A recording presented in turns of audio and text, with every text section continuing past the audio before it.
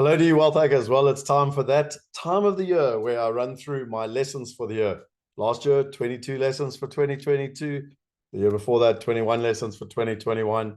This year, 23 lessons for 2023. And I'm not going to lie, they're getting harder. I'm a bit worried once we get to 2066 and I've got to come up with 66 lessons. Anyway, I'll be old and wise by then, jokes. This is one of those moments where a mixture of bit of business, bit of life, everything that I learned and transpired with, they don't necessarily come in a specific order. They kind of come as I thought of them and take some time to kind of correlate them. It's also not a well-planned presentation in terms of PowerPoints and all that. I'm literally going to jump around the screen. I'm going to share with you. If I think of something, I'm going to go there. I'm going to show it to you. And it's one of the reasons why we're using Zoom, so I can share my screens. So I've got my list and my notes here. I'm happy to share them if you want. The first one for me is faith and surrender, back in control of my life. So what this is that I've done a huge amount of work. I'm an A-type personality, a massive driver. I'm always out there trying to control my life. Now, we'll talk a little bit about this later, but it has to do with trauma in my childhood and wanting to control things, et cetera, et cetera. And one of the things that I've learned a lot, and one of the prayers that I was brought up was a serenity prayer from my father, where, God grant me the wisdom to accept the things I cannot change, courage to change God accept me the serenity to accept the things I cannot change, courage to change the things I can, and wisdom to know the difference. Now, it's really interesting because when you're young, you kind of read the paper and you whatever, but you don't actually understand what that means. And this year, I really went deep into the whole concept of surrender and of faith. And, I can highly recommend this book here. I've got lots of books, but let's just go quickly to find you this book. This one, Breaking the Habit of Being Yourself. I'm going to be sharing lots of books today by Joe Dispenza. So this is an amazing book, Breaking the Habit of Being Yourself. And it really goes back to your childhood programming. And mine was based on fear. And I've worked really hard using the concepts he uses, mainly through meditation, to change it from fear into faith. And then equally sadness, and to change sadness into joy. So there's a daily meditation that he actually recommends that I literally do every, probably 5 days a week in terms of that process. And I'm just looking here quickly. If I go to Joe Dispenza, if it comes up, why is it not coming up? You are the placebo. Yeah, that's it there. No, I don't think that's it. Anyway, you get my point. It's Joe Dispenza in terms of that library, basically. Should be here because I listen to it every single day in terms of it's the guided meditation. Anyway, I'll try to find the link and put it up. So that's the first one for me. My first lesson was faith and surrender, and actually where I really wanted to be in control of my life, I probably got more in control of my life by just faith and surrender. I'm going to talk about another book by Gabrielle Bernstein that had a massive impact on me. The second lesson for me was persistence and people's mistrust or trust. Okay, and what's really interesting is that back to this time last year, my board resigned. I got fired, and we can debate whether it was right or wrong. It's irrelevant. It happened publicly, very publicly, in front of thousands of people. And it's quite difficult to put your hand back up and say, no, I believe in our purpose. I believe in our vision. We're here to help everybody invest like the top 1%. It's more than just a statement. It's more than a pay line or a buy line or a sales line. It's truly one's purpose. And when I believe strongly, when you have that drive and that purpose, that's when you can really go through these challenges in terms of that process. So what that allowed was, with some amazing other people, allowed me to step back up and to have the persistence to get through that, to present back to the shareholders, to get a full mandate from the shareholders, 85% majority from the shareholders, and then to go and execute over the year. And what I learned is that people really respect people that are prepared to step up in adversity and to keep going. And that, in the beginning, obviously, trust is shattered when accusations are made, etc. But over time, people rebuild trust. And, most of us love the story of the underdog and David taking on Goliath and I think a big thing in life that more and more people are starting to want is they don't want the pay line, they don't want the cheap talk, actions speak louder than words, all of those sort of things. They actually want to see people doing it, and they want to see people ride the storms. And it reminds me of a story of Jeff Bezos, the gentleman from Amazon. He says whenever he invests, he only invests with missionaries and not mercenaries. Mercenaries are people that just come into companies, want to make a quick buck, get out, and basically look after themselves. Whether they help the other shareholders or whatever, that's a byproduct. They're there for themselves. Missionaries are there for the bigger purpose. They're the ones that are on a true mission, and it's much bigger than just the company or just the shareholders or just the investors or just the profit. It's also the purpose. It's all of it encompassed. And if you look at the people that come to mind, the Jeff Bezos of the world, the Richard Bransons of the world, the Mark Zuckerbergs of the world, I could go Warren Buffett's of the world, etc. I could go on and on and on with people that had a massive purposeful impact on the planet. And the Googles of the world, etc. etc. etc. etc. And that's the difference between a missionary and a mercenary. And so I've learned a lot. It's bloody hard to be persistent, particularly in the face of massive adversity. But if you keep doing it, people start to really respect that. Which brings me on to the third one, which is the quote: "The man is in the arena," and man in the arena. So this is a lovely quote that I've got all over my walls, and I've actually got this framed in my. Let me share my screen here quickly. In my house, and it's something that's actually really quite important to me. So, it is not the critic who counts, not the man who points out the strong person stumbles or where the doer of deeds could have done them better. The credit belongs to the man who is actually in the arena, whose face is marred by dust, sweat, and blood, who strives valiantly, who errs and comes short again and again, because there is no effort without error and shortcoming, but who does actually strive to do the deeds, who knows great enthusiasms, the great devotions, who spends himself in a worthy cause, who at best in the end, the triumph of high achievement, and who at worst, if he fails while daring greatly, so that his place shall never be with those cold and timid souls who neither know victory nor defeat. And it's one of the most beautiful poems. It's something that I actually have. If I show you here quickly.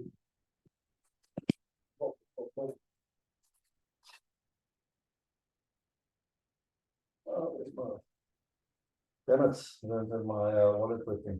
Let's see if I can find one quickly. Oh, we did. Excellent. So I've got a wealth code, and we made these wealth codes years ago, and it's actually got that poem on the back, and it's a little credit card. I keep it in my wallet. I hand them out to people. If you're interested in the wealth code, just literally type and below in the comments wealth code, and we can figure out a way. We give them to all wealth hackers. So I highly recommend. But yeah, maybe I should read you the wealth code as well. Don't want the video to be too long. Okay. Oh, and just the third lesson there is that I think the big lesson I learned, and I learned this from a gentleman in America, and he basically said haters will be haters. And what's interesting is that sometimes when you win, even though you're winning, the haters will still be the haters. And I learned this, not only from that gentleman, but also from Richard Branson. No matter how many people love you, there's still going to be lots of people that hate you. and that really means you've put your head above the parapet. So you've actually just got to be comfortable that the haters will hate you. And that's probably the reason why the Man in the Arena poem was written. Lesson number 4 is medicine. And this is an interesting one because this lady here, if I share my screen with you again, Gabriella Bernstein. So she is really, really interesting, and I highly recommend you read these 2 books. So this book here, The Universe Has Your Back, and this book here, Happy Days. So I read this book in April of 2022, Happy Days first, and then The Universe. I actually did the wrong way around, but anyway. And I found it really interesting because she was a A-type personality driving. She had 8 New York best time sellers, and what she realized is she was dealing with a lot of trauma in her life. She didn't even know this. And she actually started taking medicine to deal with that trauma. And then once she dealt with that trauma and released that energy and the trauma out of her body, she talks about the happiness that's on the other side. So I was absolutely intrigued by this back in April last year. Little did I know the trauma that was on my way. Anyway, at the end of last year, it was an absolute nightmare, both in my personal life and in my private life. And, I was battling to sleep. I clearly was dealing with trauma that most people wouldn't even deal with, and it was coming from all sides.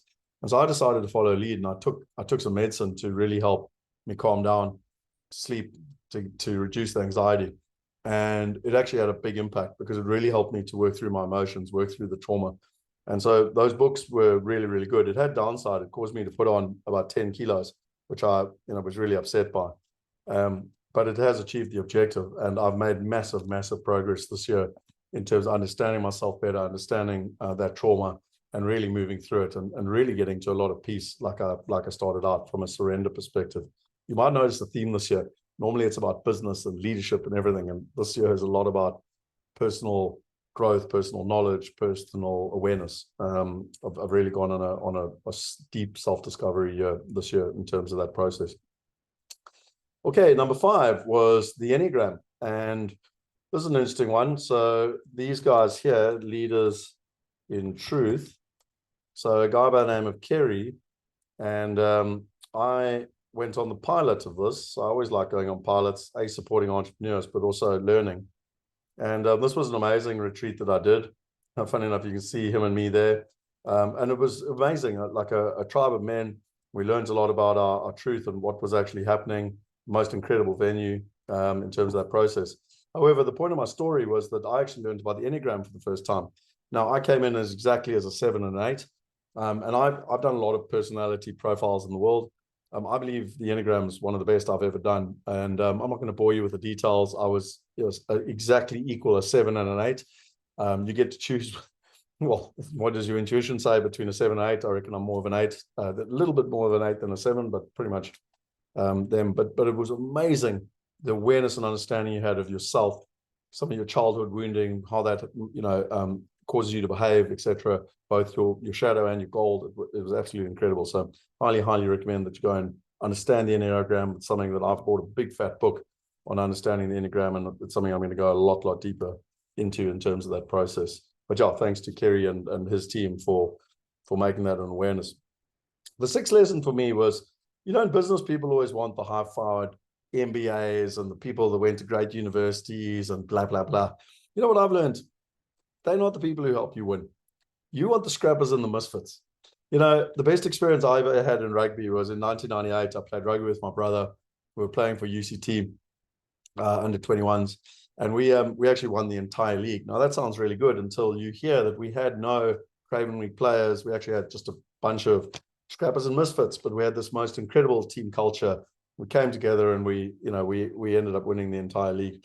And it reminds me a lot of the business, and even where we find ourselves in business today, because all the high-flying corporate people and, the big ideas, they often tend to, they're the type of person, they want a big salary and they need to hire 10 people because they don't get their hands dirty. So your costs go through the roof, your results go through the floor. And what I've learned, you want scrappers and misfits. You want people that are flipping. They've come from massive background challenges. They understand what persistence is. They understand what having their back to the wall is. Those are the people that pull together. Those are the people that build great teams. Those are the people that find solutions. And so, that certainly might have been my lesson, and something I'm gonna stay true to, because it's the scrappers and the misfits that ultimately get results. And, the big talkers are the ones that, keep talking. And that's why they work in corporate often. They certainly don't work well in startups. The next one is actually a business one. And this one's an interesting one. So how's this? Let's go to the little gift that is ChatGPT. So this time last year, people started talking to me about ChatGPT, and I was like, yeah, whatever. What difference can it make? And you've got 2 versions of ChatGPT. You got the cheap, you got the free version, and you got the paid for. Let's start with the free one, because you can do that. So I did this all on the free version. I built everything. We built Wealth Going Global. We built our entire challenge. We looked up all the different information. You can literally see how to create a 5-day challenge. We went into, why is it unable to load? I don't know what that means. Let's try again. Oh, I don't know what it's doing. Anyway, but what I wanted to show you is, even a project for my son, we went into, this was, what is going on here? Let's just log in again, make sure it's logged in all properly. There we are. So I just wanted to see what was going on there. Create a 5-day challenge. Yeah, there it is. So we went in, we created the challenge, we created exactly how the challenge would work. We created all the different days. We created the emails. We created absolutely everything around how to create a challenge. We did exactly the same for Wealth Going Global. The power of this is absolutely phenomenal. I mean, I've done everything. I've done wealth quotes. I've done wealth insights. My son wanted to do a thing on the ancient pyramids. We did that too, on the skills of the ancient pyramids. It's unbelievable. And people sit here and they just go, oh, how do you know this is good, etc. It's unbelievable how good this is. Okay, so let's start a new chat. And I don't know, what should we talk about? I want to understand the top 10 reasons to invest in commercial real estate in America.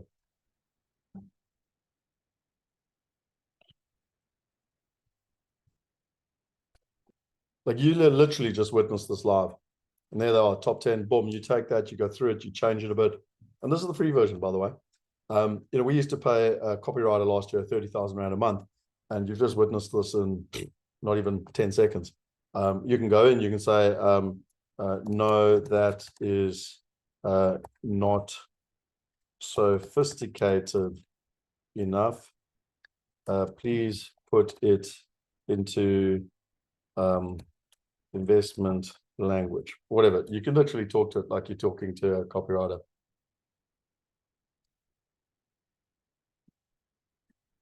I think you get my point. And what's fascinating is, I'm not going to do this now, but if you go into ChatGPT, you can actually go in here and you can do a summary. So I don't know, let's just go here. I want to try this. I haven't actually done this. I want to do it live. So we did a wealth partner update, and I did it at the and I did it in December. And there's the transcript. Let's just see what comes up here. So now it's reading. So this is a 20. So please, can you summarize in less than 2 pages what was discussed? So this is a 44-page document. It was over 2 hours worth of presentation, and you're literally watching this live now. Now, you got to have ChatGPT 4. This is another thing that's absolutely fascinating, was I had to go and I had to go on a waiting list for like a month to get it.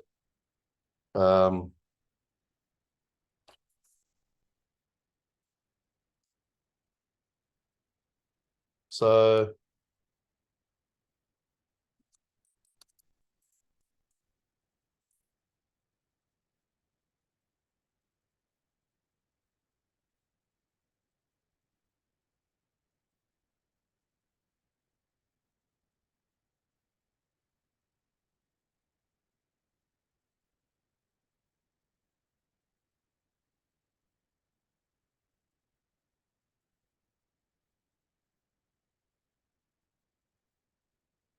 I think you get my point. Now, I've uploaded a 44-page document. You can upload anything you like, and you can just go and ask different questions about it. So it's unbelievable in terms of that process. So ChatGPT, certainly the most powerful tool for me of 2023. Number 8 was follow your intuition. This is an interesting one. Everyone understands this, but over and over again, I tend to, we'll say follow intuition, but sometimes you don't, and it comes back to bite you. It reminds me of a saying. It's the one that I love, and I always remind the team of it, but it's the 20-20-20 saying. And what it is that, there's this painter, and he's sitting in St. Mark's Square, and he's painting a picture. It takes him 20 minutes. This American couple loves the picture, St. Mark's Square in Venice. They come up and they say, how much is the picture? He says, $20,000. And they go, are you bloody crazy? We just watched you paint this in 20 minutes. He says, but you're not paying me for the 20 minutes it took you to paint it. You're paying me for the 20 years that it took me to learn to paint it in 20 minutes.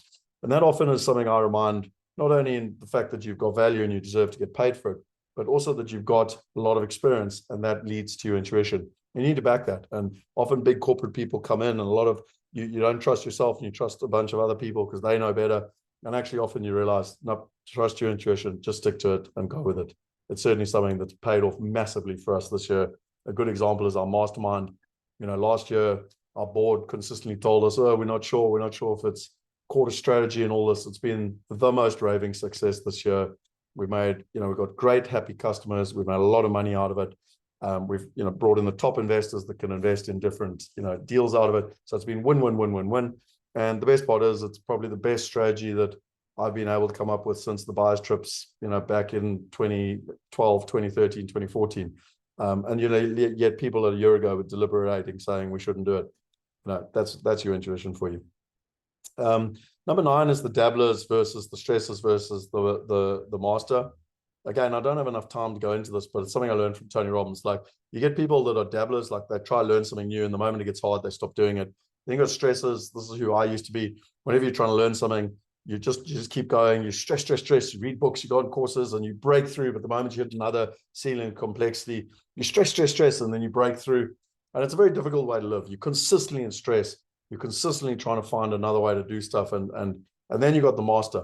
And what does the master do? They model others, they copy others, they partner with others, they expect the highs, they expect the lows, they plan for it. One of the examples of that I had to remind our team many times this year is that when you form a new team, particularly when it's gone through chaos, you're going to go through a storming, forming, norming process. And just like Richard Branson, who started 400 companies, I guarantee you he knows all the steps and like what's going to happen, and people are going to be a conflict, and you've got to bring in systems, and then bring in a values, a code of conduct, and a team values, and all that type of stuff. And you do all of that, but it takes time, and that's why it's called storming, forming, norming. And I often sort of remind myself, stick to mastery, understand mastery, make sure that you model the best, make sure you partner with the best, and make sure that you've been through these ups and downs, and expect the downs as much as you expect the ups. And that's really about mastery. If you enjoy any of these, just type in below. I'd like to know more about that, and I can look to do some lessons. Lesson number 10 for me was learning to focus on joy. I mentioned it earlier, right in the beginning. I've often been driven from a place of sadness, but actually it was about waking up and going, no, I'm coming from a place of joy. I'm super grateful for the things I've got in my life. What can I focus on that's joy? Doing my meditations every morning, doing things that I enjoy, carving out times during the week to spend time with my son, as an example, do fun things with my son, go play rugby with my son, play paddle with my friends, go mountain biking, carve out the important things that are important in life, and not always just be sort of surrounded by the stress and chaos of work, and really focusing on joy. And it's amazing over time. It doesn't happen overnight, doesn't happen in a couple of weeks, but over time it starts to have a measurable impact when you focus on it. And also reminds me of that thing from Tony Robbins. You've heard me say this 1,000 times, but in America, between the street poles, there's about 100 feet between street poles. It's about 33 meters. And when there's a blowout, something like 96% plus of cars actually hit the street pole. And they're like, but that's retarded, because if they have a blowout, they should just be able to go straight through the gap. But yet the moment people have a blowout, they focus on the street pole, because people focus on what they don't want. And I don't want to hit the street pole, don't want to hit the street pole, don't want to hit the street pole. And they flip and go straight into the street pole. And the only way to avoid the street pole, if you've done a driver's course, is to focus on where you want to go, and you avoid the street pole. And, for me, that's the metaphor I use around joy. Focus on where you want to go. Focus on the outcomes you want to achieve in life, and you'll get there. Don't focus on what you don't want and the things you're scared of, and fear, and, and sadness, and whatever. Okay. A downer for me, a big, very difficult lesson for me this year was selling H6. We, at a financial level, it was an interesting one, because when you put it into dollars, although we looked like we'd made great money in rands over the 10 years, it actually lost money in US dollars over a 10-year period, which was amazing, because it had grown like nearly 3 times in terms of rand value, but in dollar terms, it had actually lost money. But I realized that, there's a big difference between an investment and a home, and it had a massive emotional impact on my son, myself, in terms of disrupting him in terms of his family home. And that was a really, really definitely the toughest thing that happened to me this year in terms of that process. And so, yeah, always remember there's a big difference between a home and an investment. But unfortunately, some of the challenges of divorce don't allow you to work on what's important always. But it was extremely, extremely tough learning period of this year. Okay, on a much more positive note, one of my greatest highlights of this year was my son actually coming to France with me. So this little man grew up so much in the year of his 11th year. In his 10th year, he wouldn't want to necessarily go to the toilet on his own. And in his 11th year, I literally said to him, and he's actually here with me. I said to him, look, him and I love rugby. And I said, hey, why don't you, I was already in France with some friends, and I just didn't want him to miss out on the opportunity. And I said, hey, why don't you, if you want to come, I'll get you a plane ticket and a rugby ticket. And I really didn't expect him to come. It's quite a massive thing to fly to France all on your own. And I was blown away how brave he was. He literally put his hand up and said, right, I'd love to come. And so his mother and I worked together to make that a reality. And he flew over, and we had the most amazing 6 days there, watching him play, at the fan park every day, touch for like 7 hours, watched the Irish game, and him and I, had so much fun. But I think what was important to me was how much he grew up through that experience, and flying on an airplane all by himself. It's just an incredible thing for an 11-year-old to fly internationally on their own. So it was certainly one of my absolute highlights of this year in terms of that process. The next one for me was the difference between high performance coaching and trauma. And this was, again, a bit of a learning lesson for me. I did that Enigram. I found an Enigram coach. She's a high performance coach. I went to see her, I had about 6 sessions with her, and she turned to me and said, Scott, I can't help you. You've got to deal with your trauma. I was like, wow, no one's ever said that to me. And I've been doing psychologists and everything since the age of 22. Psychologists, coaches, you name it. I've literally done almost everything. And so it was interesting. So she introduced me to a person in June, and for the last 6 months, I've been doing a huge amount of work with her, working on a weekly basis with regards to trauma. And it's so interesting how slowly that process is. Someone always says you can't force a baby out, shorter than 9 months. You just got to trust the process. And that's what this lady's name, Muffy, keeps reminding me. And so I've had to just do that. And it's amazing that inner work and looking within and dealing with the trauma and the big impact that's made around all the other areas of my life. So highly, highly recommend going inwards and working on that trauma in terms of that process. And also the fact that the high performance coach said she couldn't help me until I'd done that in terms of that process. Number 14 is partners. And one of the things that I realized, and even my son said to me just the other day driving down here, he said, there used to be a bunch of people who had your back, and they've gone now. And it's one of my really scary things is how much you fight for people, and then you realize that actually everyone's in it for themselves, and they're going to look after themselves no matter what. And it's so interesting to watch those people, the very people that you were there fighting for, supporting, literally taking bullets for. A couple of people, to put in perspective, I was told by the board if they were fired, I would resign as well. And then, in the next year, you're being held hostage by the same people. It's quite unbelievable. So, it's one of the things that I've learned is be very careful of who you align with, what are their intentions long-term. And if you consider it on the other side of the fence, I had a partner that this time last year I spoke to. I worked with him for 10 years. I told him the whole story of what had happened at the board and the shareholders and everything. He told me, rubbish, man. Any businessman that wants to step up is going to have problems. It's going to have lawsuits. It's just the way it is if you're wanting to do big things and make a big impact. And anyway, so we worked really hard together. And back in March this year, some muppet, one of our ex-shareholders or current shareholders, I don't know, tried to throw me under the bus. And this guy's like, rubbish, I just don't have time for that. And we worked really closely together. We were aligned. We had a lot of value to his company. He had a lot of value to our company. I literally spent 2 hours with him having breakfast this morning. And it's just amazing to work with partners. And it obviously is symbiotic, like they're getting value out of us and we're getting value out of them. And, you can have anything in life if you help enough other people get what they want. It's all about adding value. But it's just when you're working with partners that are aligned, it makes a massive, massive difference, big picture, which is truly, truly exciting. Okay, the next one for me is resourcefulness, so number 15. So I learned this from Tony Robbins many years ago, and he tells the story of the guy that started Walmart. And there were, I can't remember all the numbers now, but you had all the other supermarket chains that were like 50 times bigger than Walmart at the time. This is in the 70s. And the stockbroker said, well, Walmart's a stupid little company and it can't grow. And so he was very, very resourceful. And so he went to big cities or medium-sized cities and he built the Walmart like right between them. Like, so if they were 100 miles apart, he built it 50 miles in the middle and they'd both travel. Anyway, Walmart's the biggest store in the world now, retail store.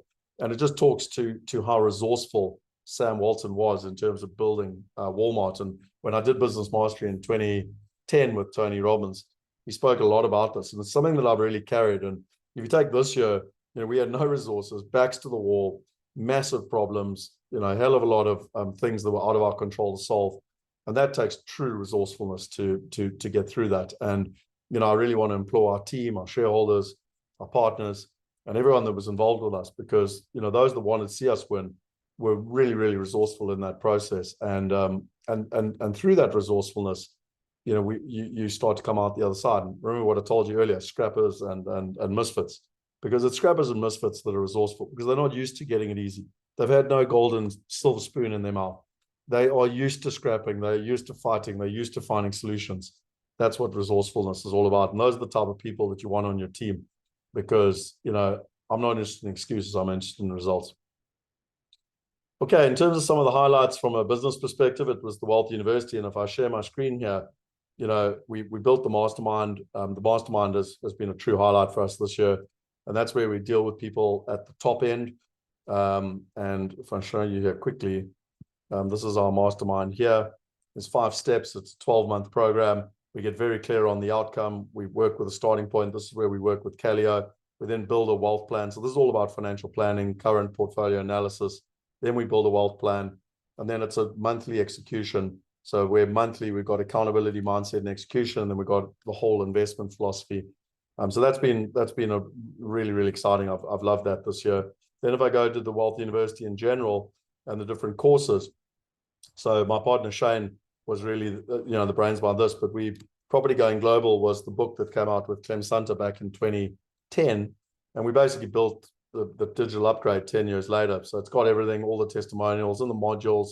You basically learn how to invest in the top 5 countries, top 5 currencies, top 15 assets, how to find the right partners and avoid mistakes that 80% of people make. How do you build a wealth plan over time and smart investing? But if you look at how cool this is, it's literally all built out into modules. So you literally go in, it's a hope study course. You can literally go and do everything yourself. I can see it signed me out. Let me just sign in quickly.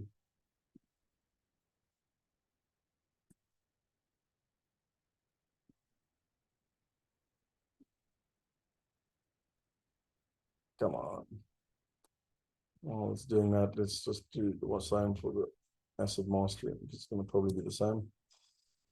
Anyway, so if I go back there and I go to the Wealth Going Global and I go to the course, you can see the full breakdown here. But if I go to the course, I'm not going to bore you with the details now, but I just think it's so cool what Shane's built here. We literally go into the course. You can go into like where to invest in the world. You basically go into it. It's got the lesson here. It's got all the materials. You then go and choose your top 5 countries, your top 5 currencies. And down the bottom here, you get to your wealth plan. You literally, you know, get here, you download your certificate, and you basically have your own personalized wealth plan with your why, your how, and your what. Not mine, not someone else's, yours personally. What's your why, what's your how, what's your what, and what year will you be free and how you're going to do it. And then you've got your investor strategy report, which literally tells you what to do, where to do it, how to do it, etc. So again, this is a personalized wealth plan. I'm not aware of, you know, others that are out there, particularly in the world of diversification across different countries, currencies, assets, partners, and time. And it helps you do all of that. So that's Wealth Going Global. The other one we built was Asset Mastery, where we worked with top partners all over the world to bring you the top 15 assets, what the rules are. And we did everything from multifamily, industrial, medical office, co-living, London residential, first mortgage, retail, senior living, aged care, ETF, structured notes, gold and silver, private equity, venture capital, etc. And again, if you go in here, they're all the home study courses. You can literally go into any one of them. If I just start with structured notes, you can literally go and watch it. It's got all the materials, you know, all here. So that's really exciting. And then the last thing that we built last year was the challenge. And this is equally cool. This is a 5-day challenge. Our next one, by the way, is on the 8th of January. So you can sign up here for free. I'd highly recommend coming as a VIP member. And you can go read all about it here, all the different things, what you'll get out of it, who it's built for, what each day is about. So understanding diversification, asset classes and risk, asset allocation, the different partners that are joining us, risk management, and then finally putting it all into practice. And then you can go read about, you know, everyone that's done it and their experiences. We've had phenomenal feedback. So yeah, huge amount of growth this year in terms of some of those highlights within the Wealth University.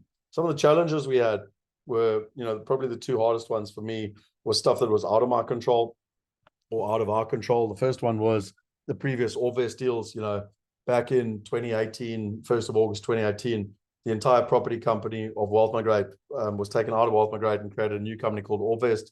every single person that was in the property company, the due diligence team, and the investment committee moved to Orbvest. And they did a bunch of deals prior to 2018, and the mandate was they had to look after those deals, and we would remain the technology platform. That'd be the property company. Well, a bunch of their deals haven't worked, both in Australia, Kensington, and in America, their medical deals. And, you know, what's interesting is the investors come back to me, and I know I have my part to play because I was involved in, you know, I was the wealth migrator in those days, but it's so difficult when there's nothing I can do. You know, Orbvest are looking after the deals. And yeah, you know, it's been really, really, really tricky in terms of that process. And, you know, even in the Aussie deal, you know, Orbvest has literally run away. Like, I don't understand that. Like, you know, they should be held to account in terms of this deal. So that I found incredibly difficult. The second thing for me was the custodian, you know, who was looking after the wealth migrate deals at the end of last year, the interim custodian. And he wouldn't allow us to communicate with the investors. He wouldn't allow us to communicate with the structuring partners. He wouldn't allow us to communicate with the sponsors. And so we are absolutely in dark, you know, investors screaming at, you know, everything from my brother to my mother to my best friend screaming at me going, what's going on? And we're like, we don't know. We're trying to get the information out of the interim custodian. So again, that was a really, really difficult, because you don't want to disrespect anyone, but you know, investors need two things. They need communication and they need their dividends paid on time. And so that was an absolute nightmare. And we were trying to get the regulation sorted. We're trying to replace the key individual. We're trying to get our own custodian in place. And anyway, we finally managed to do all of that on the 16th of October.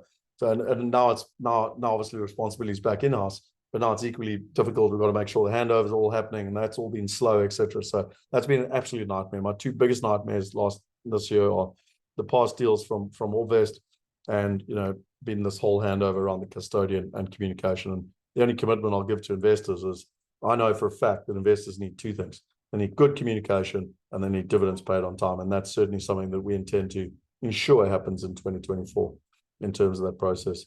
Just some of the best books that I've read this year, which I think are valuable for you.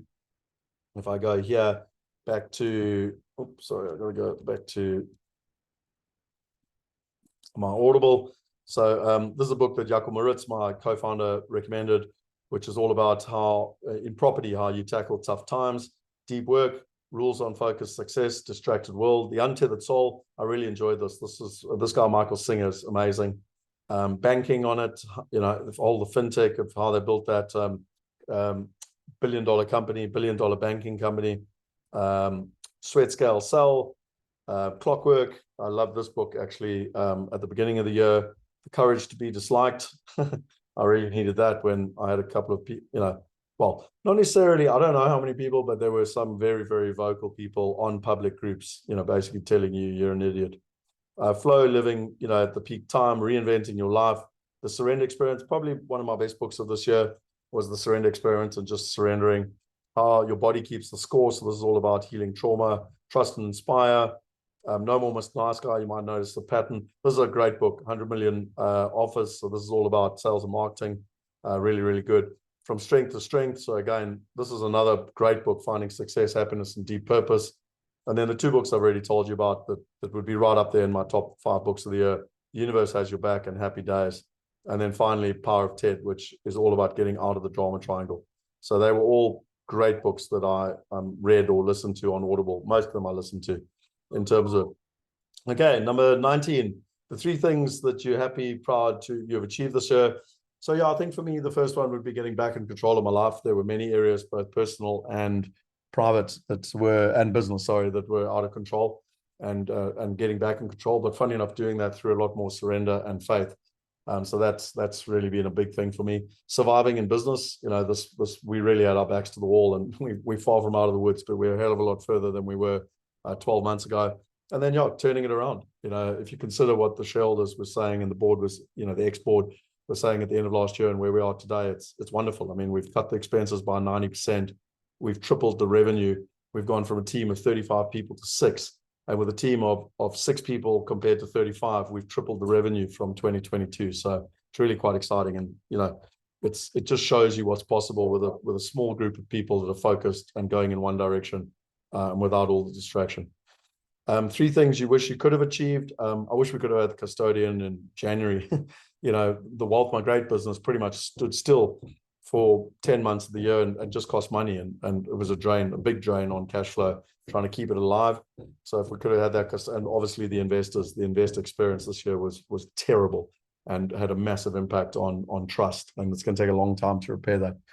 I would personally have preferred more cash flow. Again, I took out very little money this year out of the business, and that's, and again, caused big personal cash flow challenges. So that has to stop next year. And then also more income streams. I never want to be a corporate employee. I've been an entrepreneur since I was 24. I've got absolutely no desire in a salary, and I want to build more income streams out of multiple business products or business units, so that you are diversified and you don't have risk, on one company, one job, or need I say, one board that fires you. What do you want from next year? I want to focus on my health. I want to drop those 10 kilos off, get back to 95 to 97, and again, be fit and look much better than I am right now. I want to achieve our business goals. I'm not going to go into them in public, but we've got an equity target for Wealth Migrate, the investment platform. We've got a revenue target for Wealth University, and then I've got a personal financial goal that I want to achieve monthly. And then finally, I want to go back to a high-performing team with a culture. And like I said, we've gone through storming, forming, norming. It takes time, but ultimately, I want to be part of a team. In fact, I'd rather fail than be in a team and win, but hate my teammates. I'd much rather be in a team that's a high-performing team with an amazing culture.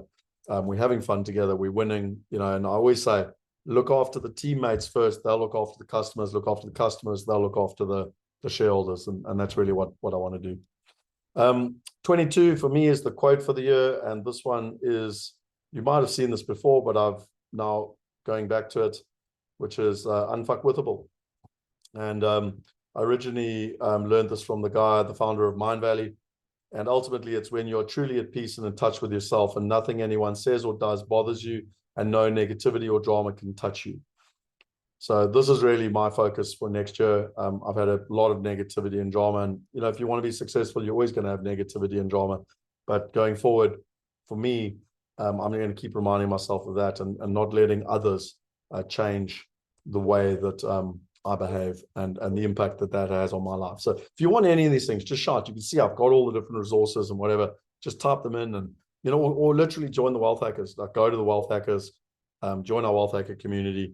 It's and you'll get access to all these resources. Go sign up to Wealth Migrate. Go sign up to Wealth University.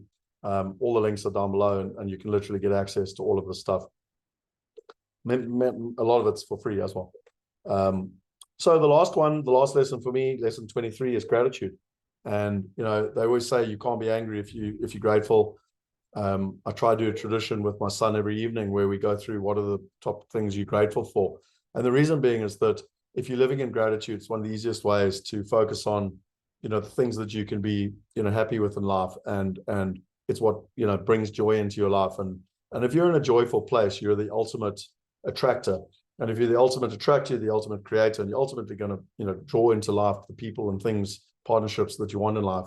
But it all starts with who you are internally. And one of the greatest gifts you can give yourself is gratitude. So I just wanted to finish off with a huge amount of gratitude, to you as a community for following. I know when I did this last year, a bunch of people reached out to me and said they really valued it. I often wonder if I should even do it. So if you found value in this, let me know. I love feedback. Tell me below. Share it with your friends, and I'd really appreciate that. But yeah, huge gratitude to you for letting me share my gifts and my lessons with you, my life experiences, good and bad. I really want to share out gratitude to my co-founder, Jaco Maritz. Without him putting up his hand, we would never in business have stepped up. I just wouldn't have had the bravery actually to do it on my own. So, what he did was huge. To the team, the very small team of 6 people that kind of got together, and the scrappers, as I call it, we call ourselves the scrappers and the misfits, between Kim and Paolo and Shane and Alex and Nick and myself, we really scrapped it out, and a couple of other people were really helping us, Siska and Lee. And, so a really, really small team of people that have, done a huge amount this year compared to where we were last year. And then also just to some of the supporters, in some of the board representatives and Lee Tamman and Johan de Toy, some of the shareholders who are very quiet on the public groups, but are hugely supportive, behind the scenes, which makes a massive difference. Because the haters are out there, and we're all human, and people are hating on you too much. It's hard to put yourself up there. So huge gratitude. gratitude to my family, to my son, to my friends, to my family. It's been an incredibly tough year, and without all support, I don't know how it would have been possible. So yeah,